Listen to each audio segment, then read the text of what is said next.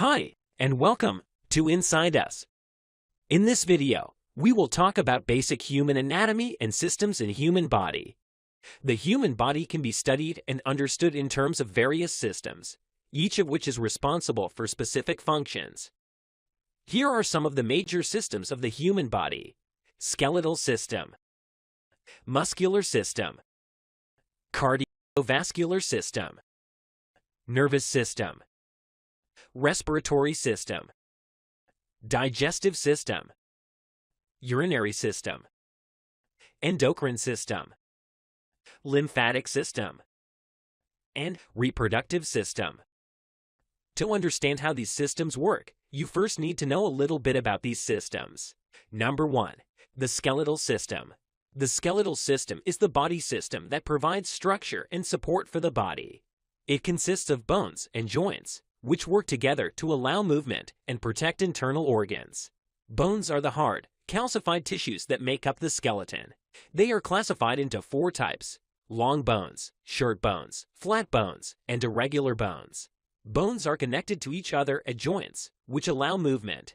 The skeletal system also plays a number of important roles in the body. It provides support and protection for internal organs, helps maintain posture and balance, and produces blood cells in the bone marrow. Number 2. The muscular system. The muscular system is the body system that is responsible for movement and the maintenance of posture. It consists of muscles, which are tissues that contract and relax to produce movement. There are 3 main types of muscles in the body: skeletal muscles, cardiac muscles, and smooth muscles. Muscles work in pairs, with one muscle contracting while the other relaxes. This allows for movement in various directions. Muscles also work together with bones and joints to maintain posture and balance. They help regulate blood pressure, produce heat, and store energy in the form of glycogen. They also protect against injury and help repair damaged tissue. Number 3. The cardiovascular system. The cardiovascular system is the body system that is responsible for transporting oxygen, nutrients, and hormones to cells and removing waste products from the body.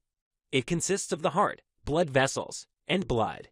The heart is a muscular organ that pumps blood throughout the body.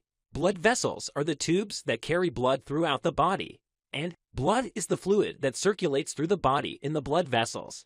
The cardiovascular system is essential for the functioning of the body. It ensures that all of the body's cells receive the oxygen and nutrients they need to survive and function properly. It also helps remove waste products and maintain a healthy balance of fluids in the body. Number 4. The nervous system. The nervous system is the body system that is responsible for the control and coordination of body functions. It consists of the brain, spinal cord, and nerves. The brain is the control center of the nervous system. It receives and processes information from the senses and sends out commands to the rest of the body.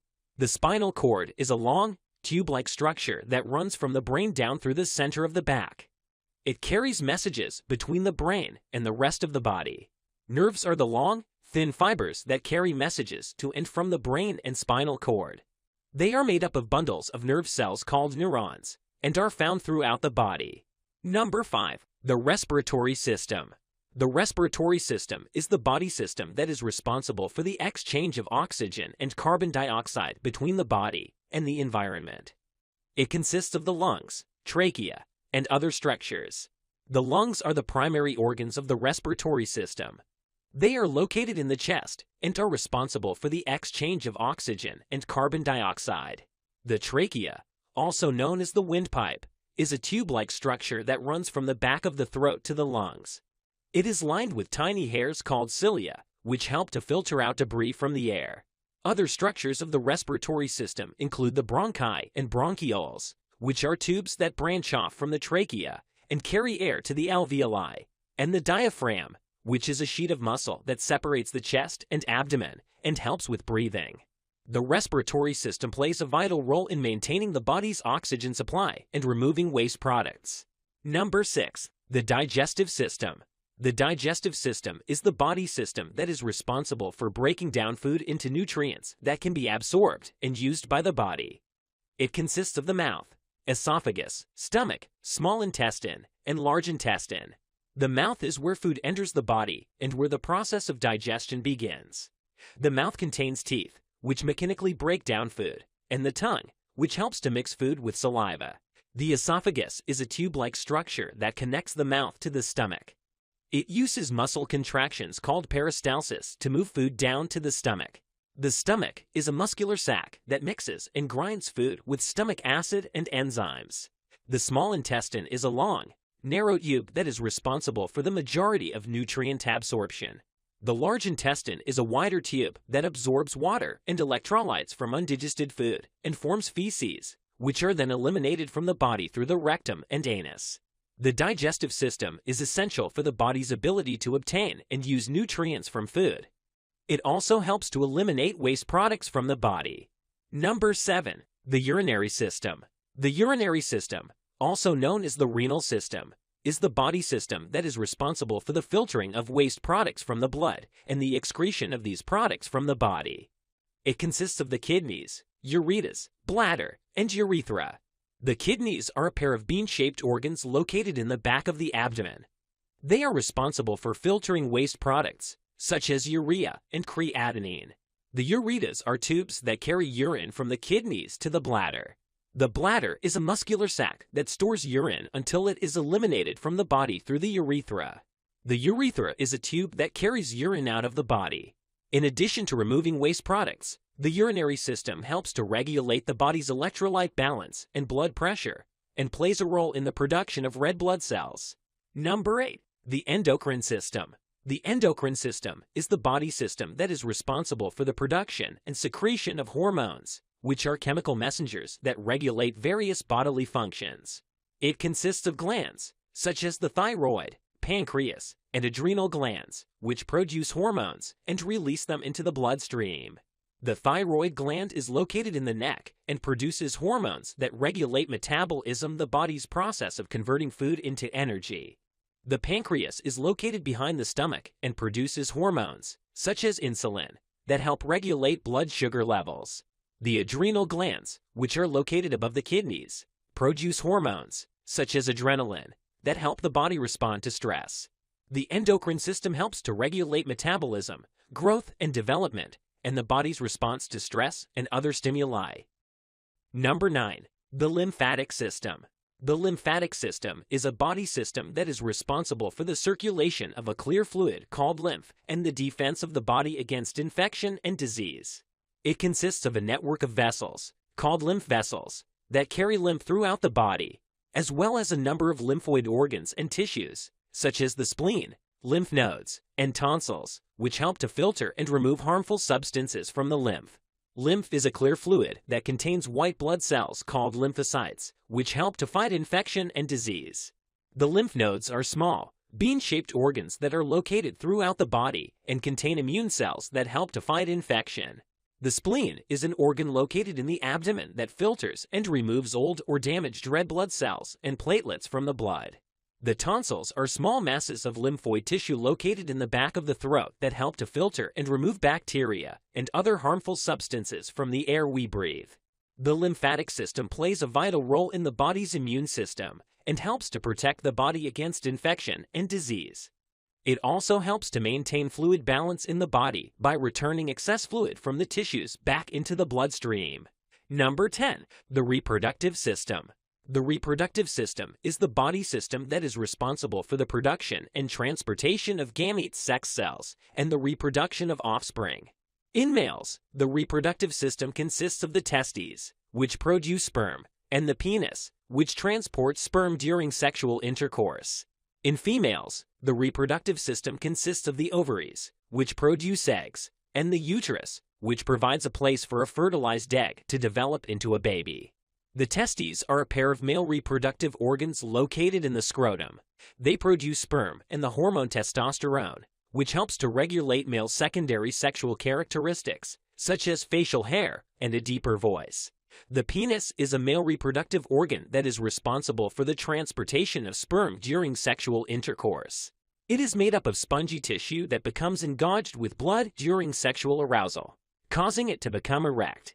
The ovaries are a pair of female reproductive organs located in the pelvis. They produce eggs and the hormones estrogen and progesterone, which help to regulate the menstrual cycle and female secondary sexual characteristics, such as breast development and the appearance of body hair. The uterus is a female reproductive organ located in the pelvis. It is a muscular, pear-shaped organ that provides a place for a fertilized egg to develop into a baby. If fertilization does not occur, the uterus sheds its lining during menstruation. The reproductive system plays a vital role in the continuation of the human species. It allows for the production and transportation of gametes and the reproduction of offspring. In addition, hormones produced by the reproductive system play a role in the development and maintenance of secondary sexual characteristics and the regulation of the menstrual cycle. That's it for today. Hope you like this video. For more videos related to human body and medical science, please hit that subscribe button.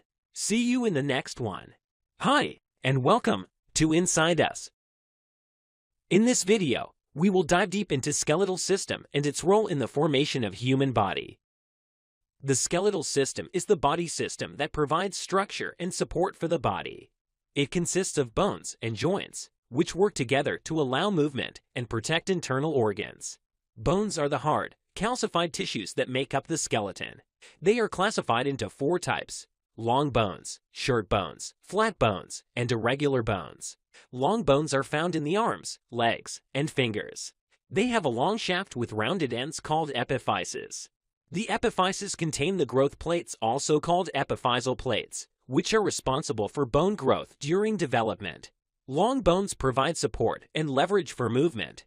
Examples of long bones include the femur, or the thigh bone, and tibia, or the shin bone. Short bones are found in the wrists and ankles. They are shorter and wider than long bones and provide stability and support. Examples of short bones include the carpals, or the wrist bones, and tarsals, or the ankle bones.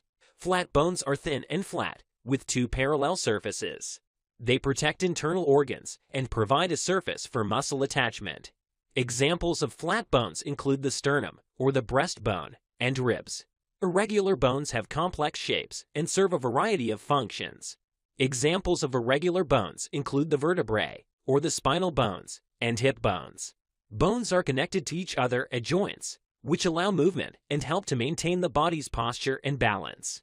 There are 3 main types of joints: synarthrotic joints, apoarthrotic joints, and diarthrotic joints. Synarthrotic joints, also called immovable joints, do not allow for any movement. They are found between bones that are tightly fused together, such as the bones of the skull. Apoarthrotic joints, also called slightly movable joints, allow for limited movement.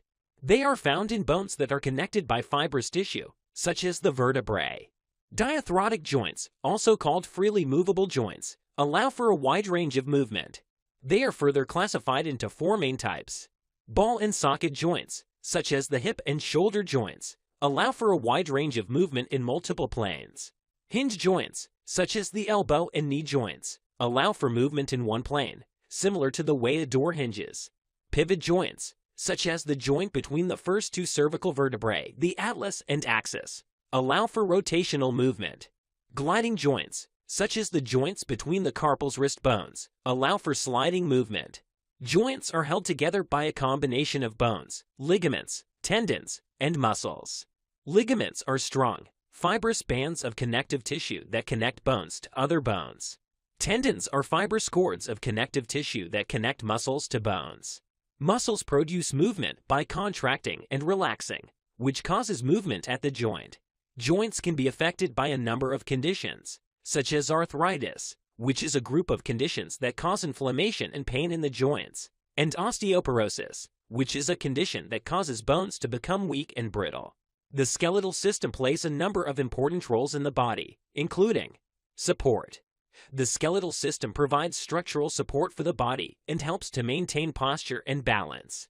Protection. The skeletal system protects internal organs by surrounding and encasing them. For example, the rib cage protects the heart and lungs, and the skull protects the brain. Movement. The skeletal system allows for movement through the action of muscles that are attached to the bones. Production of blood cells. The bone marrow, which is the soft, spongy tissue inside the bones, is responsible for the production of red and white blood cells and platelets. Mineral storage. Bones act as a storage site for minerals, such as calcium and phosphorus, which are essential for the proper functioning of the body. Endocrine function. The skeletal system produces hormones, such as osteocalcin and osteoprogesterone, which play a role in the regulation of metabolism and the immune system. Overall, the skeletal system plays a vital role in the health and function of the body. It provides structure and support, protects internal organs, allows for movement, and performs a number of important functions related to the production of blood cells and the storage of minerals. That's it for today. Hope you like this video. For more videos related to human body and medical science, please hit that subscribe button. See you in the next one. Hi, and welcome to Inside Us. In this video, we will dive deep into muscular system and its role in the formation of human body. Without muscle, humans could not live. The primary job of muscle is to move the bones of the skeleton, but muscles also enable the heart to beat and constitute the walls of other important hollow organs. There are 3 types of muscle tissue. Skeletal muscle. This type of muscle creates movement in the body. There are more than 600 skeletal muscles, and they makes up about 40% of a person's body weight. When the nervous system signals the muscle to contract, groups of muscles work together to move the skeleton. These signals and movements are nearly involuntary, yet they do require conscious effort. However, humans do not need to concentrate on individual muscles when moving. Skeletal muscle tissue is made up of a collection of muscle fibers wrapped in connective tissue sheaths. There are 3 types of connective tissue sheaths named for their location. Endomysium surrounds individual muscle fibers. It is made up of a delicate layer of reticular fibers and permits only small diameter nerve fibers and capillaries, thus acting as a site of metabolic exchange. Perimysium is a slightly thicker layer of connective tissue consisting mainly of type I and II collagen and surrounds a group of fibers. This fiber group is referred to as a fascicle or bundle. Fascicles are the functional units of skeletal muscle tissue. The perimysium contains slightly larger blood vessels and nerve fibers than those traveling through endomysium. Epimysium surrounds the entire collection of fascicles making up an individual muscle. This dense connective tissue made up of mainly type I collagen contains the neurovascular supply to the muscle. Cardiac muscle. Cardiac muscle is involuntary muscle. This type makes up the walls of the heart and creates the steady, rhythmic pulsing that pumps blood through the body from signals from the brain. This muscle type also creates the electrical impulses that produce the heart's contractions. But hormones and stimuli from the nervous system can also affect these impulses, such as when your heart rate increases when you're scared. It is capable of strong, continuous, and rhythmic contractions that are automatically generated. The contractility can be altered by the autonomic nervous system and hormones. In addition, this tissue type has high metabolic, energy, and vascular demands. Cardiac muscle fibers are long, branched cells, shaped like cylinders joined end to end, with 1 or 2 nuclei located centrally. The fibers are separated by collagenous tissue that supports the capillary network of cardiac tissue. The myofilaments of cardiac muscle are arranged in a similar pattern to skeletal muscle, resulting in cross striations. The fibers are crossed by linear bands called intercalate discs. These structures have 2 important roles. Firstly, they provide attachment points that provides the tissue with a characteristic branched pattern. Secondly, they allow cardiac muscle tissue to function as a functional syncytium. Essentially, the contractile stimuli is propagated from one cell to the next one, resulting in a synchronous contraction of the entire tissue section. Smooth muscle. Smooth muscle makes up the walls of hollow organs, respiratory passageways, and blood vessels. Its wave-like movements propel things through the bodily system, such as food through your stomach or urine through your bladder. Like cardiac muscle, smooth muscle is involuntary and also contracts in response to stimuli and nerve impulses. Muscle movement happens when neurological signals produce electrical changes in muscle cells. During this process, calcium is released into the cells and brings about a short muscle twitch. Problems with the junction between the cells called a synapse can lead to neuromuscular diseases. That's it for today. Hope you like this video. For more videos related to human body and medical science, please please hit that subscribe button. See you in the next one. Hi, and welcome to Inside Us. In this video, we will talk about cardiovascular system and its role in the formation of human body. Cardiovascular system, also known as the circulatory system, is a body system that is responsible for pumping and distributing blood throughout the body. It is made up of the heart, blood vessels, and blood. Heart. The heart is a muscular organ located in the chest that pumps blood throughout the body. It is about the size of a clenched fist and is located between the lungs, behind the breastbone. The heart has 4 chambers: the left and right atria, and the left and right ventricles. The right atrium is the upper chamber on the right side of the heart. It receives oxygen-depleted blood from the body and pumps it into the right ventricle through the tricuspid valve. The right ventricle is the lower chamber on the right side of the heart. It pumps the oxygen-depleted blood to the lungs through the pulmonary artery to be oxygenated. The left atrium is the upper chamber on the left side of the heart. It receives oxygenated blood from the lungs and pumps it into the left ventricle through the mitral valve. The left ventricle is the lower chamber on the left side of the heart. It pumps the oxygenated blood out to the rest of the body through the aorta, the main artery of the body. The heart has its own electrical conducting system, which helps to coordinate and regulate its contractions. The sinoatrial node, also known as the heart's natural pacemaker, sends out electrical impulses that cause the heart to contract and pump blood. The atrioventricular node receives the electrical impulses from the sinoatrial node and conducts them to the ventricles, causing them to contract and pump blood. The heart also has 4 valves that help to regulate the flow of blood through the chambers and prevent blood from flowing back into the wrong chambers. The tricuspid valve is located between the right atrium and right ventricle, and the mitral valve is located between the left atrium and left ventricle. The aortic valve is located between the left ventricle and the aorta, and the pulmonary valve is located between the right ventricle and the pulmonary artery. Blood vessels. The blood vessels are tubes that carry blood throughout the body. There are 3 types of blood vessels: arteries, veins, and capillaries. Arteries are blood vessels that carry oxygenated blood away from the heart to the body's cells. They have thick walls and are able to withstand the high pressure of the blood being pumped from the heart. The aorta is the main artery of the body, and it branches off into smaller arteries that carry blood to the head, arms, legs, and other parts of the body. Veins are blood vessels that carry oxygen-depleted blood back to the heart. They have thinner walls than arteries and are not able to withstand as much pressure. The superior and inferior vena cava are the main veins of the body, and they carry blood from the head, arms, and upper body to the heart. The pulmonary vein carries oxygenated blood from the lungs to the heart. Capillaries are tiny blood vessels that connect arteries and veins. They are only 1 cell thick, which allows for the exchange of nutrients, oxygen, and waste products between the blood and the body's cells. There are thousands of miles of capillaries in the body, and they are found in almost every tissue and organ. Overall, the blood vessels play a vital role in the cardiovascular system, as they transport blood throughout the body and help to maintain the body's blood pressure. They also help to exchange nutrients, oxygen, and waste products between the blood and the body's cells. Blood. Blood is a vital fluid that circulates through the body's blood vessels and transports oxygen, nutrients, hormones, and other substances to and from the cells. It also helps to maintain the body's pH balance and fights off infections and diseases. Blood is made up of red and white blood cells and platelets suspended in plasma. Red blood cells, or erythrocytes, are the most abundant type of blood cells. They contain hemoglobin, a protein that binds to oxygen and carries it to the body's cells. Red blood cells are produced in the bone marrow and have a lifespan of about 120 days.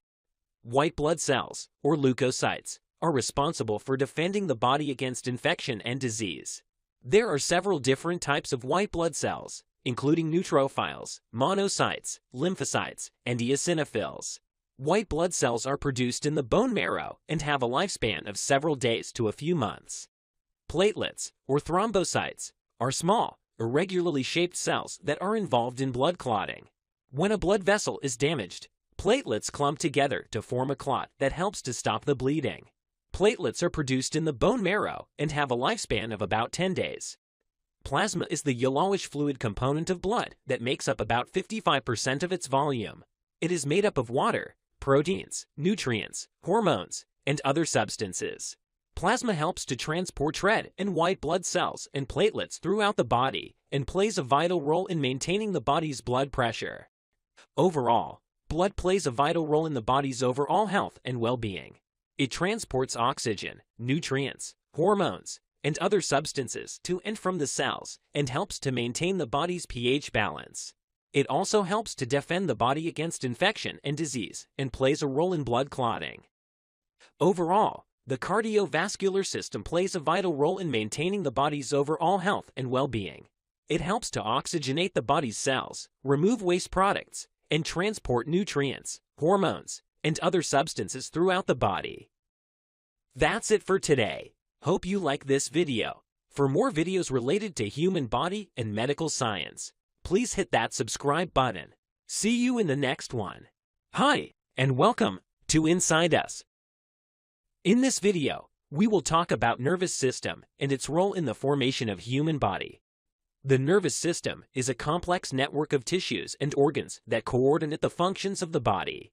It consists of the central nervous system, which includes the brain and spinal cord, and the peripheral nervous system, which consists of all the nerves that lie outside the central nervous system. Central nervous system. The central nervous system is the control center of the body. It consists of the brain and the spinal cord, and is responsible for processing and integrating sensory information, controlling movement, and coordinating the body's functions. Brain. The brain is a complex organ that is responsible for controlling all the body's functions, including thinking, feeling, and behaving. It is divided into several different regions, each with specific functions. The cerebrum is the largest and most complex part of the brain and is responsible for most of the brain's functions. It is divided into two hemispheres, left and right, which are connected by a bundle of nerve fibers called the corpus callosum. The cerebrum is divided into four main lobes: the frontal lobe, the parietal lobe, the temporal lobe, and the occipital lobe. Each lobe is responsible for different functions, such as movement, sensation, language, and vision. The cerebellum is located beneath the cerebrum and is responsible for coordinating movement and balance. The brainstem is located between the cerebrum and the spinal cord and is responsible for controlling many of the body's automatic functions, such as heart rate, breathing, and digestion.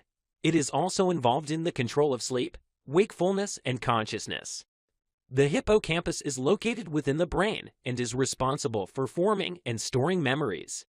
The amygdala is also located within the brain and is involved in the processing of emotions and the formation of memories. Spinal cord. The spinal cord is a long, slender tube of nerve tissue that runs from the brain down through the center of the back. It carries messages between the brain and the rest of the body and helps coordinate movement. It is protected by the vertebrae of the spine, which form a hollow tube around it. The spinal cord is divided into different regions, each with specific functions. The brain sends signals down the spinal cord to control the body's movements and functions, and the spinal cord sends sensory information back to the brain. The spinal cord is made up of nerve cells, neurons, and supportive cells, glial cells.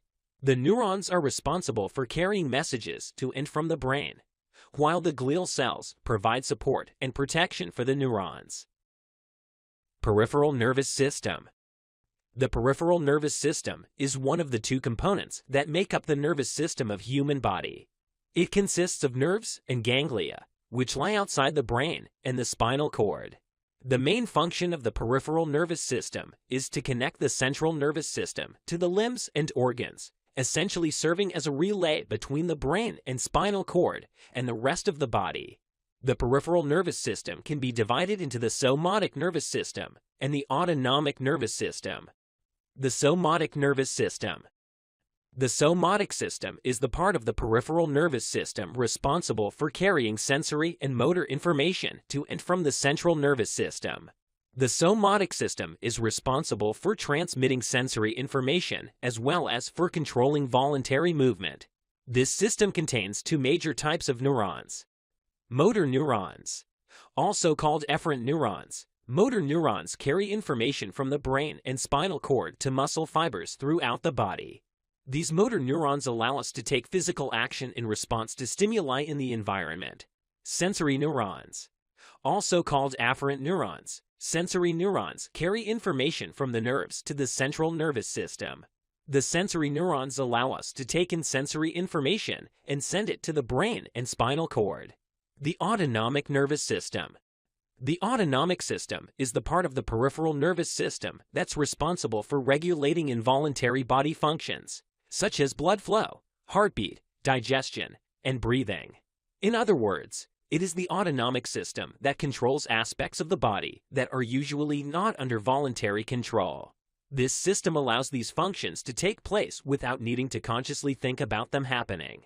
The autonomic system is further divided into two branches. Sympathetic system. By regulating the flight or fight response, the sympathetic system prepares the body to expend energy to respond to environmental threats. When action is needed, the sympathetic system triggers a response by accelerating heart rate, increasing breathing rate, boosting blood flow to muscles, activating sweat secretion, and dilating the pupils.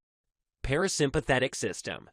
This helps maintain normal body functions and conserve physical resources.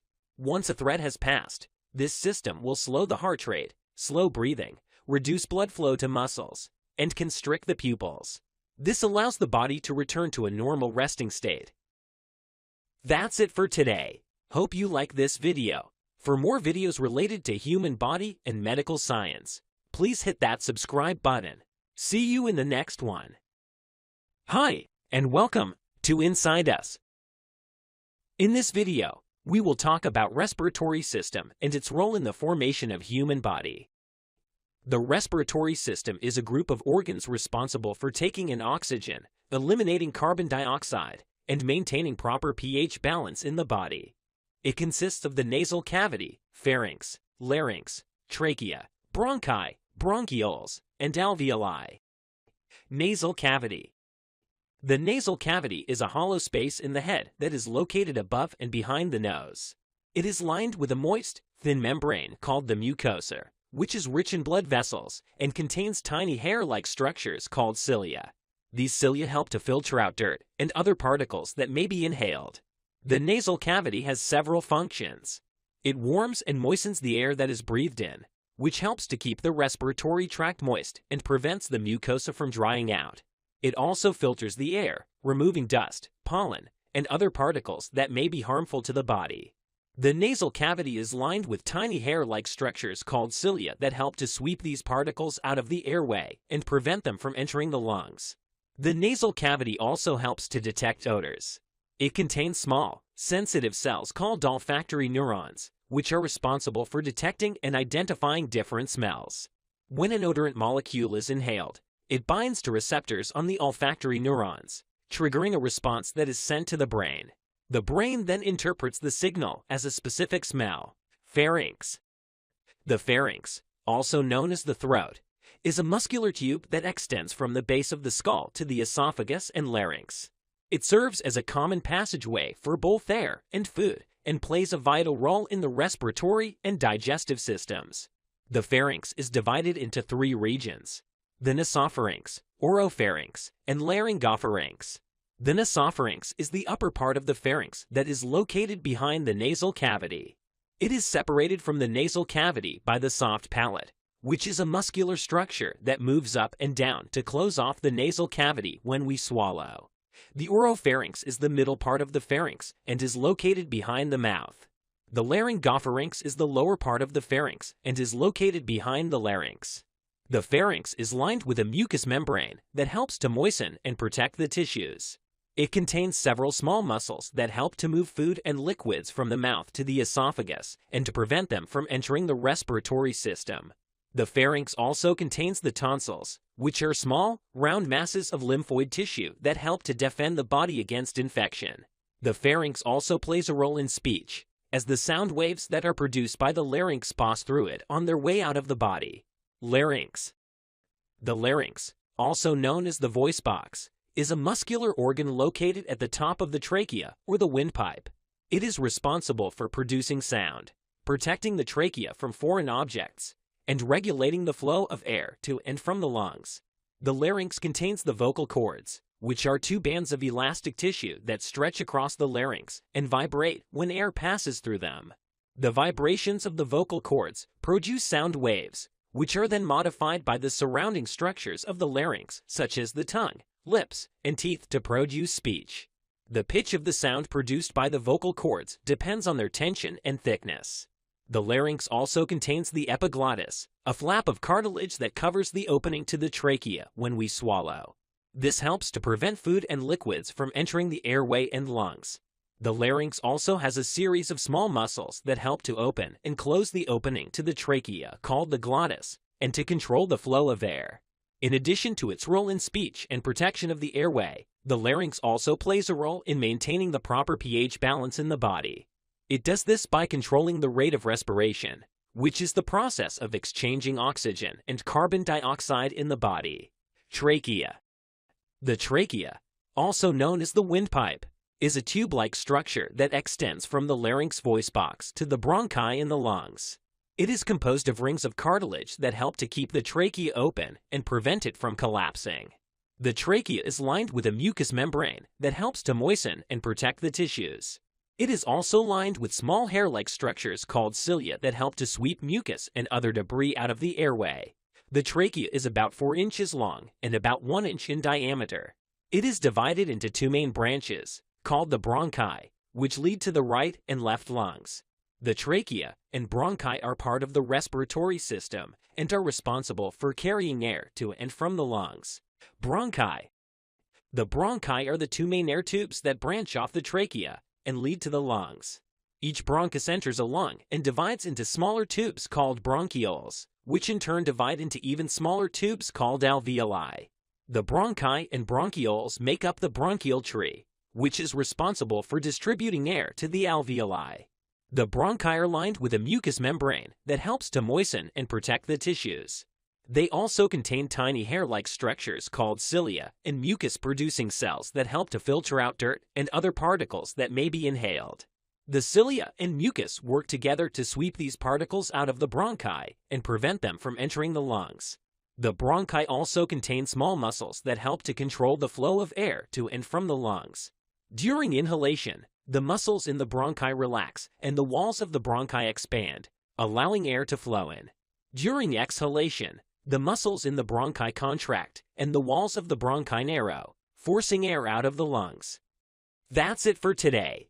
Hope you like this video. For more videos related to human body and medical science, please hit that subscribe button. See you in the next one. Hi, and welcome to Inside Us. In this video, we will talk about digestive system and its role in the formation of human body. The digestive system is a group of organs that work together to convert food into energy and basic nutrients to feed the entire body. Food is broken down mechanically and chemically in the mouth, then moves through the esophagus, stomach, small intestine, and large intestine before being eliminated from the body. The organs of the digestive system include the mouth, esophagus, stomach, small intestine, large intestine, rectum, and anus. The liver, gallbladder, and pancreas also play important roles in the digestive process. Mouth. The mouth plays a vital role in the digestive system as it is the first point of contact between the body and food. The process of digestion begins in the mouth with the mechanical breakdown of food through the process of chewing. Food is mixed with saliva, which contains the enzyme amylase, responsible for breaking down carbohydrates. The tongue helps to mix the food with saliva and also helps in moving the food to the back of the mouth for swallowing. The act of swallowing, also known as deglutition, is a complex process that is controlled by several muscles in the mouth, throat, and esophagus. In addition to breaking down food, the mouth also plays a role in the sense of taste, which helps the body to identify and discern between different types of food. Esophagus. The esophagus is a muscular tube that connects the mouth to the stomach. It is responsible for transporting food from the mouth to the stomach using a series of muscular contractions, known as peristalsis. The esophagus also has a ring-like muscle at the top, known as the upper esophageal sphincter, which helps to keep food and stomach acid from flowing back into the esophagus. This muscle relaxes to allow food to pass through and then tightens to prevent the backflow of stomach contents. The esophagus also has a lower esophageal sphincter, which is located at the bottom and separates the esophagus from the stomach. Stomach. The stomach is a muscular sac that plays a crucial role in the digestion of food. It mixes food with stomach acid and digestive enzymes, which helps to break down proteins and kill harmful bacteria. The stomach also releases a hormone called ghrelin, which signals to the brain that the body is hungry. As food enters the stomach, it is mixed with stomach acid and enzymes to form a thick liquid called chyme. The stomach then releases the chyme into the small intestine in small amounts, allowing for proper digestion and absorption. The stomach is able to stretch to accommodate large amounts of food and also has the ability to temporarily store food, releasing it into the small intestine as needed. Small intestine. The small intestine is a long, coiled tube that is responsible for the majority of nutrient absorption. The walls of the small intestine are lined with tiny, finger-like projections called villi and microvilli, which greatly increases the surface area for absorption. The small intestine also plays a role in the secretion of bile, which is produced by the liver and stored in the gallbladder. Bile helps to emulsify fats, making them easier to digest. The small intestine also receives enzymes from the pancreas, which aid in the digestion of proteins and fats. Large intestine. The large intestine is a tube-like organ that is responsible for absorbing water and electrolytes from undigested food. It also plays a role in the formation of feces, which is eliminated from the body through the rectum and anus. The large intestine also houses beneficial bacteria, which aid in the breakdown of undigested food and produce certain vitamins. Rectum. The rectum is the last section of the large intestine and plays a key role in the elimination of waste from the body. It is a muscular tube that temporarily stores feces before they are eliminated through the anus. The rectum also plays a role in the process of defecation, which is the act of passing feces from the body. The rectum is sensitive to the presence of feces and sends signals to the brain indicating that a bowel movement is needed. The rectum also has a muscle called the rectal sphincter, which controls the release of feces. It is important to note that the rectum can also store gas and have to release it via the anus. Anus. The anus is the opening at the end of the digestive tract through which feces are eliminated from the body. It is made up of several muscles, including the external and internal anal sphincters, which control the release of feces. The external anal sphincter is under conscious control, while the internal anal sphincter is controlled by the autonomic nervous system. The anus also has a rich blood supply, which helps to protect against injury and infection. It is important to note that the anus is also a sensitive organ, as it contains a large number of nerve endings. That's it for today. Hope you like this video. For more videos related to human body and medical science, please hit that subscribe button. See you in the next one. Hi, and welcome to Inside Us. In this video, we will talk about urinary system and its role in the formation of human body. The urinary system, also known as the renal system, is responsible for filtering the blood, removing waste products, and regulating the body's fluid balance. The main organs of the urinary system include the kidneys, ureters, bladder, and urethra. Kidneys. The kidneys are a pair of bean-shaped organs located in the upper abdomen, on either side of the spine. They are responsible for filtering the blood and removing waste products, such as urea and creatinine, from the body. The kidneys also help to regulate the body's electrolyte balance, such as sodium and potassium, and blood pressure. They also produce hormones that regulate red blood cell production and promote bone health. The kidneys filter the blood through small structures called nephrons, which remove waste products and excess water from the blood to form urine. The urine then flows through the renal pelvis, which is the funnel-like structure at the center of each kidney, and into the ureters. Ureters. The ureters are a pair of thin, muscular tubes that transport urine from the kidneys to the bladder. The ureters use a series of muscular contractions, called peristalsis, to move urine through the urinary tract. The ureters also have a valve-like structure at the junction with the bladder, called the ureterovesical junction, which prevents urine from flowing back into the kidneys. Bladder. The bladder is a muscular sac located in the lower abdomen that stores urine until it is eliminated from the body. The walls of the bladder are composed of smooth muscle, which allows the bladder to expand as it fills with urine. The bladder also has a muscle called the urinary sphincter, which controls the release of urine. The bladder can stretch and hold up to 400–600 milliliters of urine before the person feels the urge to urinate. Urethra. The urethra is a tube-like structure that carries urine from the bladder to the outside of the body. In males, the urethra is longer, approximately 20 centimeters in length, and also carries semen during ejaculation. In females, the urethra is shorter, approximately 4 centimeters in length, and located closer to the clitoris and vaginal opening. The urethra is lined with mucous membrane and has a rich blood supply, which helps to prevent infection and injury. That's it for today. Hope you like this video. For more videos related to human body and medical science, please hit that subscribe button. See you in the next one. Hi, and welcome to Inside Us. In this video, we will talk about endocrine system and its role in the formation of human body.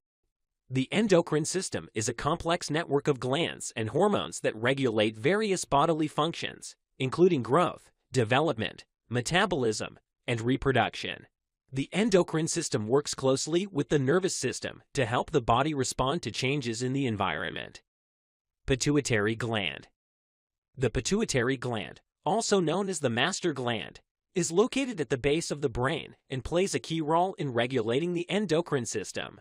It produces several hormones, including growth hormone, which stimulates growth and cell reproduction, prolactin, which stimulates milk production in females, thyroid-stimulating hormone, which regulates the thyroid gland, and adrenocorticotropic hormone, which regulates the adrenal glands. Thyroid gland. The thyroid gland is located in the neck and produces hormones that regulate metabolism, including TRE-euthyronin ET3 and thyroxine E4. These hormones help to control the body's energy use and heat production. The thyroid gland also produces calcitonin, which helps to regulate calcium levels in the blood.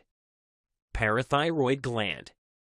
The parathyroid gland is located near the thyroid gland and produces a parathyroid hormone, which helps to regulate calcium levels in the blood. PTH works in opposition to calcitonin, stimulating the release of calcium from bone tissue and the absorption of calcium in the kidneys and intestines. Adrenal glands. The adrenal glands are located on top of each kidney and produce a variety of hormones, including adrenaline and noradrenaline, which help to regulate the body's fight or flight response to stress. The adrenal glands also produce hormones that regulate the body's metabolism, such as cortisol, which helps to regulate blood sugar levels and the body's response to stress, and aldosterone, which helps to regulate electrolyte balance and blood pressure. Pancreas. The pancreas is an organ located behind the stomach that produces hormones such as insulin and glucagon, which help to regulate blood sugar levels. Insulin promotes the uptake and storage of glucose in cells, while glucagon promotes the breakdown of stored glycogen to glucose. The pancreas also produces digestive enzymes that aid in the digestion of food in the small intestine. Ovaries and testes. The ovaries and testes are the primary reproductive organs and produce hormones that regulate the body's reproductive functions. In females, the ovaries produce estrogen and progesterone, which regulate the menstrual cycle and pregnancy. In males, the testes produce testosterone, which regulates the development of male secondary sexual characteristics and sperm production. Pineal gland. The pineal gland is a small endocrine gland located in the brain that produces the hormone melatonin, which helps to regulate the body's sleep-wake cycle. Thymus. The thymus is a small gland located in the chest that produces hormones that play a role in the immune system, such as thymosin and thymic hormones, which help to regulate the development and function of T lymphocytes, which are basically white blood cells that play a role in the immune response. All these hormones produced by the glands of the endocrine system work together in a complex network to regulate various bodily functions, including growth, metabolism, and reproduction. Hormones produced by the endocrine system travel through the bloodstream to reach their target cells or organs, where they bind to specific receptors and trigger a response. In addition to the hormones produced by the glands of the endocrine system, other hormones, such as those produced by the hypothalamus and the pancreas, also play a critical role in regulating various bodily functions. For example, the hypothalamus produces hormones that regulate the release of hormones from the pituitary gland and controls functions such as hunger, thirst, and body temperature. It's important to note that imbalances or dysfunction of the endocrine system can lead to various health conditions such as diabetes, thyroid disorders, and hormonal cancers. Regular checkups and screenings can help to detect and manage these conditions early on. That's it for today. Hope you like this video. For more videos related to human body and medical science, please hit that subscribe button. See you in the next one.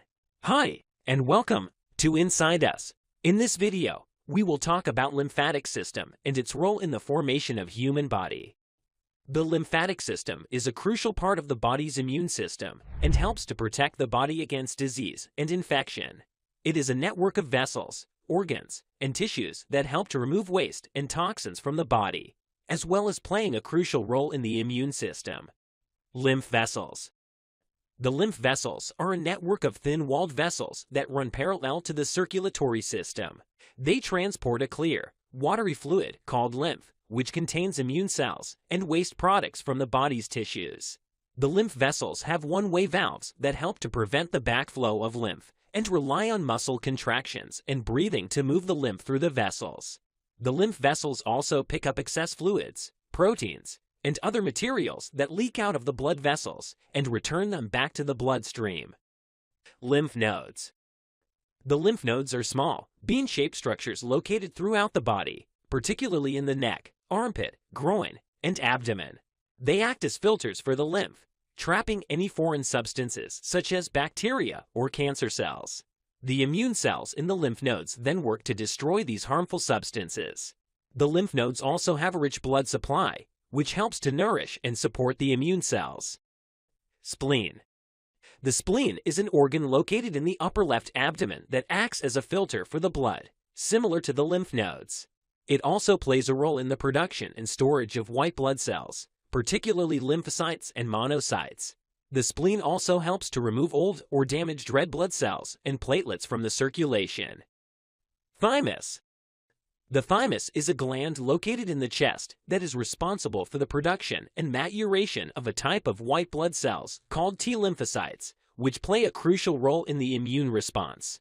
T lymphocytes, also called T cells, are a type of white blood cells that are crucial for the immune response.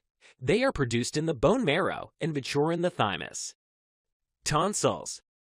The tonsils are clusters of lymphoid tissue located in the back of the throat and help to protect against inhaled foreign substances. Tonsils also produce lymphocytes that help to identify and fight off invading microorganisms. Mucosa-associated lymphoid tissue, MALT. MALT are small clusters of lymphoid tissue found in various mucous membranes throughout the body, such as the respiratory and digestive tracts, which also help to protect against inhaled and ingested foreign substances. MALT are an important part of the immune system. They are found in the mucous membrane, which lines the body's internal cavities and surfaces that communicate with the environment, such as the respiratory and digestive tracts. The lymphatic system also plays a crucial role in the immune response by producing, transporting, and housing white blood cells, such as lymphocytes and monocytes, which help to fight against invading microorganisms and foreign substances. Lymphocytes, a type of white blood cell, are produced in the bone marrow and mature in the thymus, spleen, and lymph nodes. These cells are responsible for recognizing and responding to foreign invaders in the body, such as viruses and bacteria. Another important function of the lymphatic system is to maintain fluid balance in the body by returning excess fluid and proteins from the tissues back into the circulatory system. This helps to prevent the buildup of fluids in the tissues and helps to keep blood pressure and fluid balance at normal levels.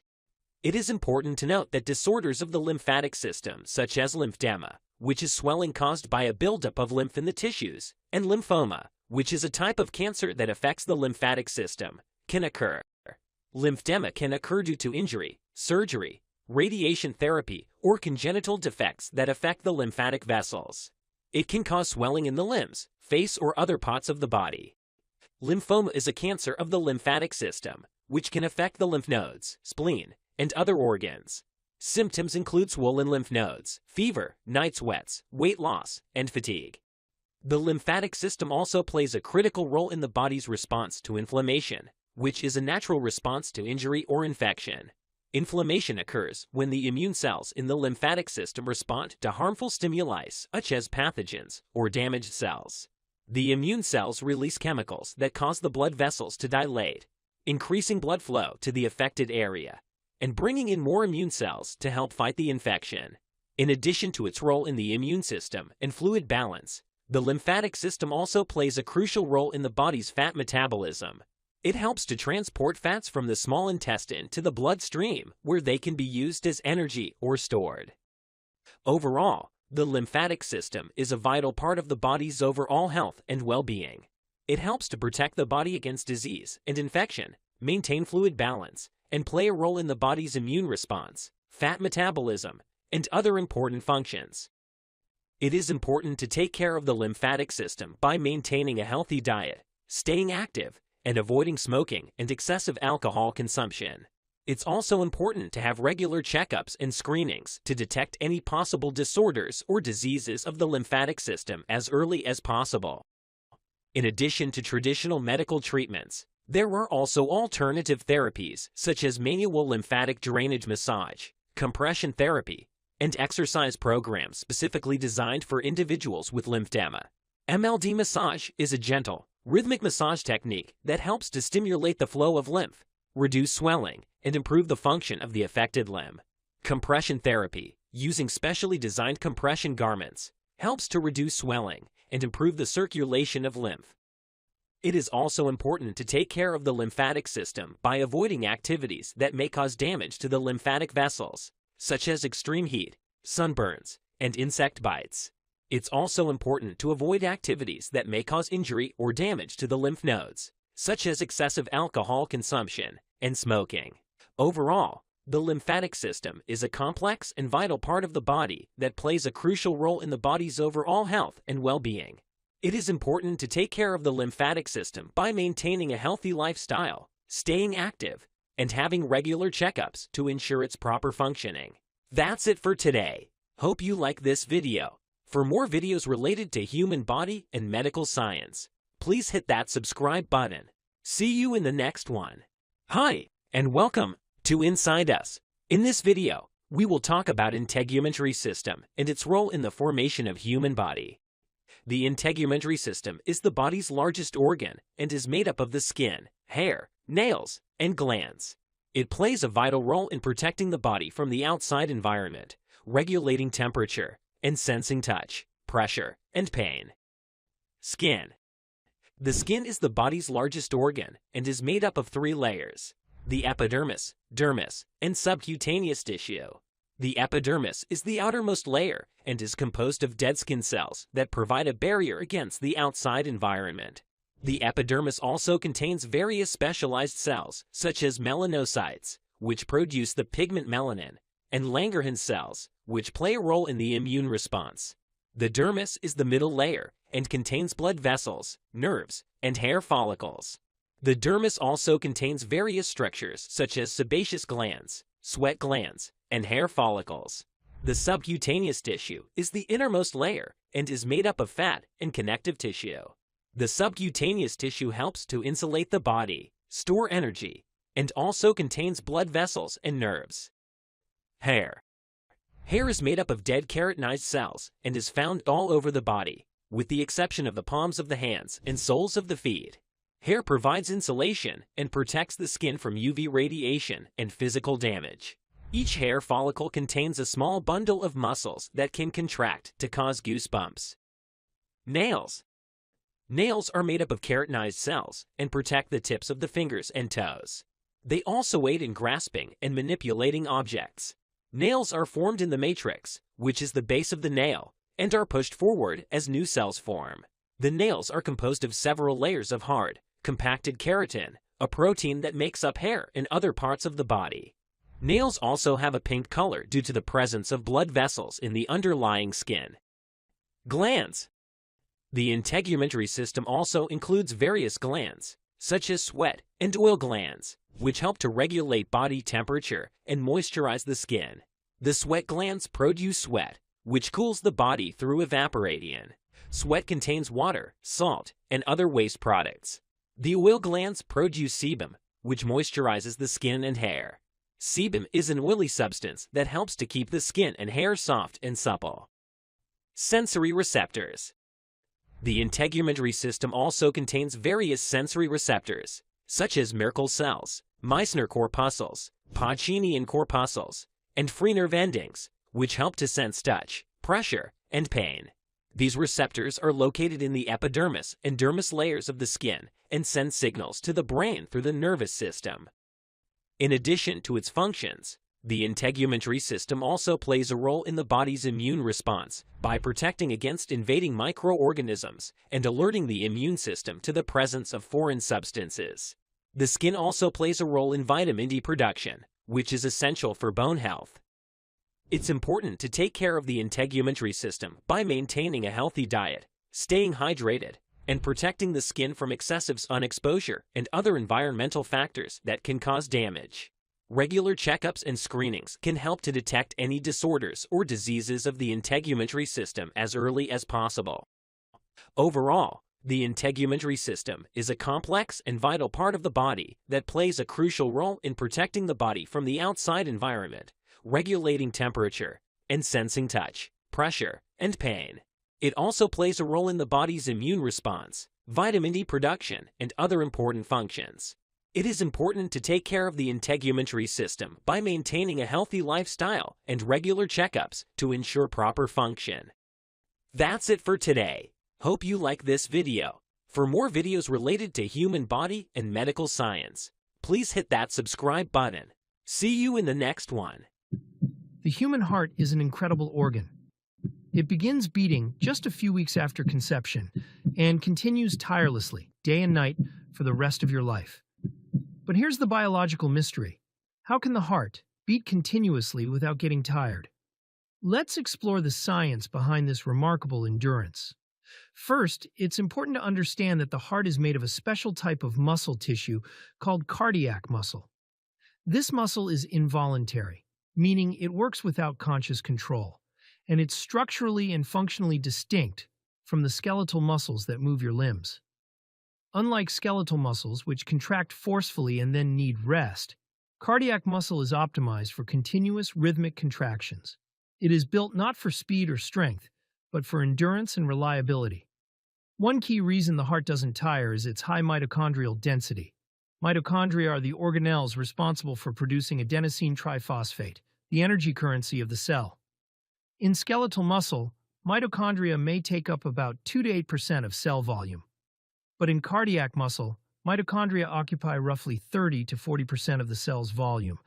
This means the heart has an abundant and constant energy supply, allowing it to sustain its contractions with minimal fatigue. Another major factor is the heart's preference for aerobic respiration. Aerobic respiration uses oxygen to produce energy from glucose, fatty acids, and lactate.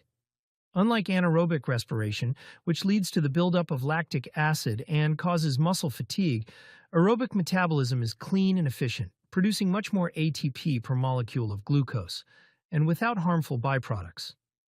This is why the heart depends on a constant oxygen supply delivered by the coronary arteries. If this supply is interrupted, even briefly, as in a heart attack, cardiac cells begin to die rapidly. Another fascinating feature is the heart's intrinsic conduction system. The heartbeat is controlled by specialized cardiac cells, not the brain. The sinoatrial SA node, located in the right atrium, acts as the heart's natural pacemaker. It generates electrical impulses that spread across the heart muscle, causing it to contract in a coordinated manner. This system is self-regulating, and the heart can even continue beating temporarily when removed from the body, as long as it has nutrients and oxygen. While the heart works constantly, it does rest, briefly, between beats. A full cardiac cycle takes about 0.8 seconds at a normal resting heart rate. Of that, about 0.4 seconds is diastole, when the heart muscles relax and the chambers refill with blood. This brief relaxation period allows cardiac muscle fibers to recover without stopping the overall function. So while it seems like the heart is always working, it is in fact resting between each beat, thousands of times per day. Despite its endurance, the heart is not invincible. Cardiac muscle cells, known as cardiomyocytes, have limited regenerative capacity. That's why damage from conditions like myocardial infarction or heart attack is often permanent, and prevention is critical. A healthy heart relies on proper blood flow, balanced electrolytes, especially calcium, sodium, and potassium, and regular oxygen delivery. Lifestyle factors such as exercise, diet, and stress management directly impact cardiac health. To sum up, the heart doesn't get tired because of its specialized muscle type, its high energy production from mitochondria, its use of aerobic metabolism, and its ability to rest briefly between beats. It is an incredibly efficient, self-sustaining system designed for lifelong function. So while you rest at night, your heart never sleeps. An amazing example of biological engineering in action. Why do we have an appendix if we don't need it? For a long time, the appendix was considered a useless body part, something left over from evolution that no longer served a purpose in modern humans. Many people still believe that we don't need it at all, especially because people can live without it. But modern biology and anatomy tell a more interesting story. In this article, we'll explore what the appendix is, where it is in the body, what it may actually do, and why it might not be as useless as it seems, all explained in simple terms so that anyone, even someone new to biology, can understand. What is the appendix? The appendix is a small, tube-like structure that sticks out from the cecum, which is the first part of the large intestine. It's found in the lower right side of your abdomen. In medical terms, it is called the vermiform appendix, which means worm-shaped appendix because it looks like a small worm or finger. It is usually 3 to 5 inches long. Even though it's tiny and doesn't play a big role in digestion like the stomach or small intestine, its structure and position tell us a lot about its past and maybe even its purpose today. Why we have appendix? To understand why we have an appendix, we need to go back to our evolutionary history. Millions of years ago, our ancestors had very different diets. They ate lots of raw plants, leaves, and roots, which are hard to digest. Back then, their cecum and appendix were much larger and acted as a fermentation chamber. In this chamber, bacteria helped break down the tough fibers in plants. But as humans evolved, we started cooking food and eating more meat, fruits, and processed grains. These foods are easier to digest, so our digestive system didn't need such a big cecum anymore. Over time, the cecum shrank, and the appendix became smaller too. Because it became so small and seemed to serve no purpose, scientists thought the appendix was a vestigial organ, a leftover from evolution that no longer had a function. But now we know that's not entirely true. What does the appendix actually do? More recent research shows that the appendix may still have important functions, especially in supporting our immune system and maintaining a healthy balance of gut bacteria. Let's take a closer look at the two main functions scientists now believe the appendix performs. 1. A safe house for good bacteria.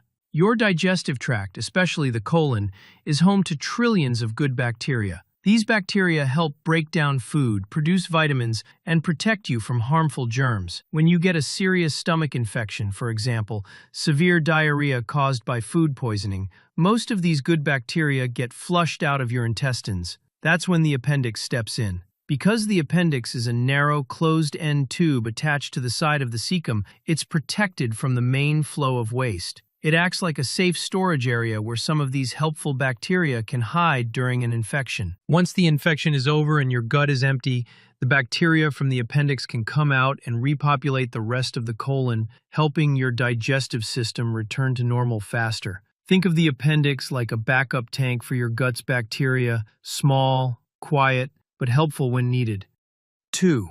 Helps the immune system, especially in early life. The appendix contains lymphoid tissue, which is part of your lymphatic system, the body's defense system that helps fight infections and diseases. This tissue is rich in white blood cells, which are the soldiers of your immune system. In children and young adults, the appendix plays a role in developing immune responses by exposing immune cells to different bacteria and antigens. Basically, the appendix may help train the immune system during early life, teaching it to recognize harmful invaders and to build resistance to them. While this immune function seems to decrease as you grow older, it still shows that the appendix has a meaningful role, especially when the immune system is still developing. If it's useful, why can we live without it? This is a great question. Yes, you can live without the appendix, and many people do, especially those who have had appendicitis and needed surgery to remove it. That's why some people think it's not important. But just because you can live without something doesn't mean it has no purpose. For example, people can live without one kidney, tonsils, or even their gallbladder,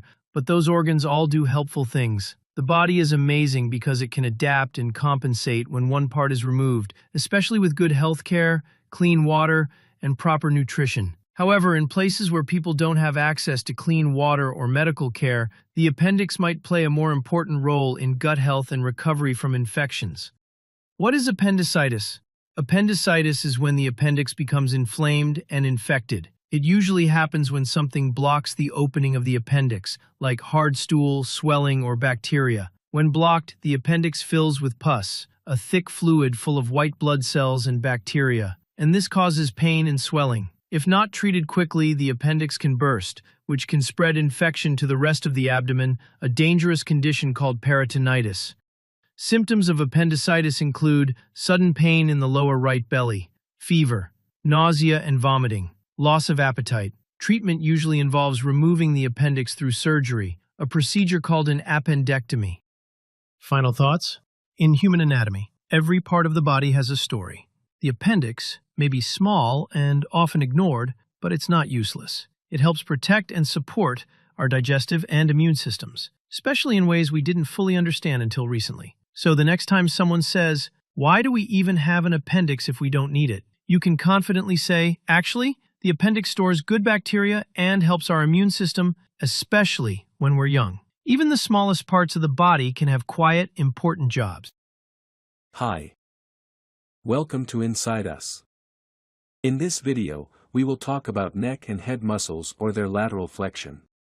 Lateral flexion of the neck and head refers to the movement where the head tilts towards one shoulder, bringing the ear closer to the shoulder on the same side. The lateral flexion of the neck and head involves the coordinated action of several muscles. Sternocleidomastoid. This muscle is one of the primary muscles involved in lateral flexion of the neck. It is located on each side of the neck and originates from the sternum and clavicle and inserts into the mastoid process of the temporal bone. When contracted on one side, it tilts the head towards that side. Scalene muscles. The scalene muscles, including the anterior, middle, and posterior scalene muscles, assist in lateral flexion of the neck. These muscles are located on the sides of the neck and connect the cervical vertebrae to the upper ribs. Their contraction helps to tilt the neck laterally. Splenius muscles. The splenius muscles, consisting of the splenius capitis and splenius cervicis, are deep muscles located in the back of the neck. They extend from the vertebrae of the upper back and lower neck to the base of the skull. When contracted, these muscles assist in lateral flexion of the neck and head. Levator scapulae. The levator scapulae muscle is located on the side and back of the neck. It runs from the upper cervical vertebrae to the scapula. When contracted, it assists in elevating the scapula and contributes to lateral flexion of the neck. These muscles work in a coordinated manner to produce lateral flexion of the neck and head. When the muscles on one side of the neck contract, they create a bending force that tilts the head towards that side. The opposite side muscles may also provide some resistance to control the movement and maintain stability. That's it for today. Hope you liked this video. For more videos on human body and organ system, please subscribe to this channel. See you in the next video. The heart is a fist-sized muscular organ situated in the chest, serving as the body's life-sustaining pump. It consists of 4 chambers, 2 atria, and 2 ventricles.